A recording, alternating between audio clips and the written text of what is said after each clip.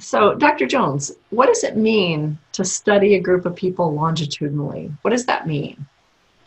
What that means is that you do whatever kind of observation you're going to do for a group of people, and then wait and study them again.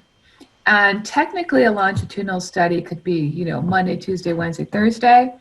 But typical longitudinal studies in human development or psychology, uh, you might wait a year or two or um, do multiple follow-ups.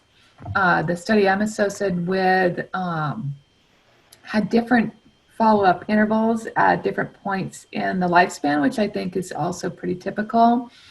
Uh, the idea is that you follow up when you think things have changed. And so with babies, you're going to follow up much more frequently than with adults. Mhm.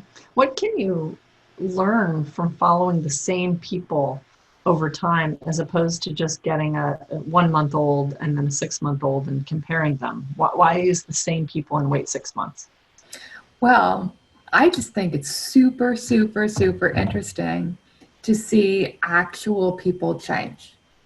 And I think that's interesting to, I'm in adult development, so I'll use 30-year-olds versus 20-year-olds.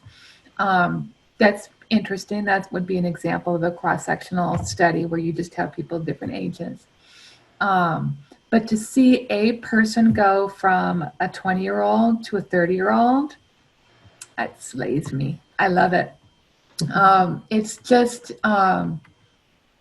to see holistic change um, rather than try and make inferences from different groups of people, to me is super valuable. Would you mind giving us an example of the kinds of things? So you're involved in a long-term cohort study. Maybe you Yeah, can tell us about that first, and yeah, then what kinds of changes do you look at? sure. So I'm associated with a very well-known long-term study of human development. Uh, they were start out as three separate studies, and now it's combined into one. But in 1929, there was one researcher, Nancy Bailey, who wanted to look at normal child development. And this, in 1929, there was just not a lot known about normal child development. And so Nancy Bailey collected a relatively small sample of babies who were born in Alta Bates Hospital, which is a hospital in Berkeley where I was born, and my second son was born in a weird coincidence. And just studied them basically every month when they were babies, and then about every 18 months. And then it's addictive. Then you're like, well, whatever happened to those babies, right? So she just continued to study them through childhood and adolescence, and then all the way until they died. So long-term study, and it wasn't she died before the babies did, but that's the Berkeley Growth Study, and then there was something called the Berkeley Guidance Study, also started in 1929. Jean Farland, another woman. It's kind of amazing, these early pioneer women with PhDs.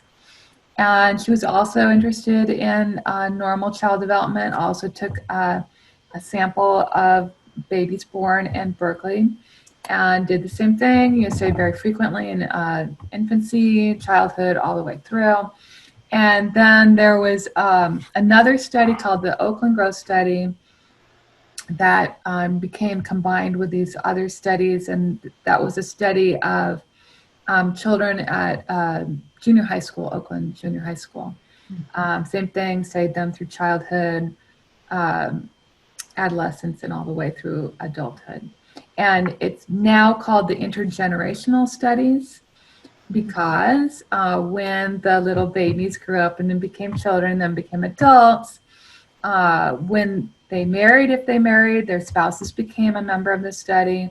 And then if they had children, their children became a member of the study. So it's one of the few American intergenerational studies that exist. And I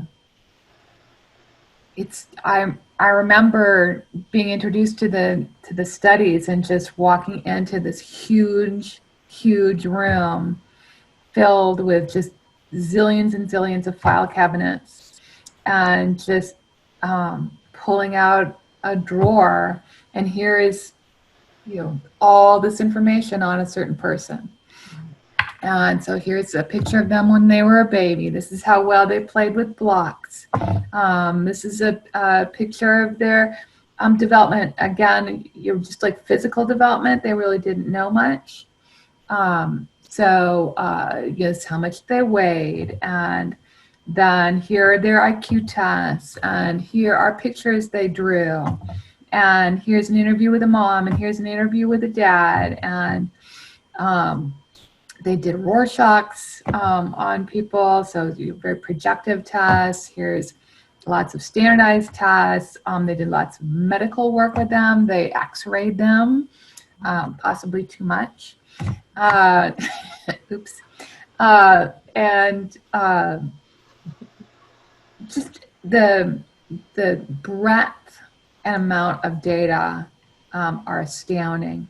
In adulthood, obviously you're not going to do extensive clinical interviews with 5-year-olds, but in adulthood, people came in really almost for a full day and had medical work done, and then were really extensively interviewed by very skilled interviewers, and they just spilled their guts about everything.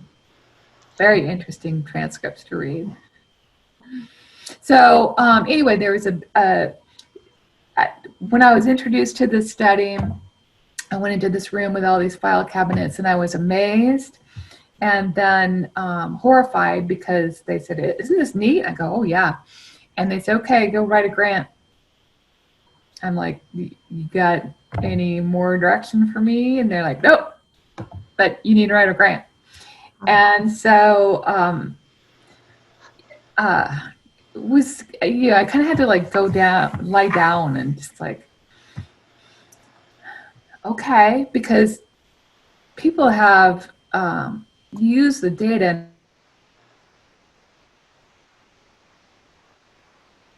to use the data. So really, I could have studied almost anything. I ended up choosing to look at personality change across the lifespan, psychological health change across the lifespan, just because when I kind of came on the scene, there were a couple of bully researchers who were insisting that personality was stable across the entire lifespan, and if anyone would say anything other than that, they should be punished. And people who were working with data like these say, you know what, if you're looking at people from when they were 16 to 80, I'm telling you, their personality changes. And it may not be huge, it may not be dramatic, it may not be everyone, but if you take a really long-term view of things like personality and psychological health, there is change.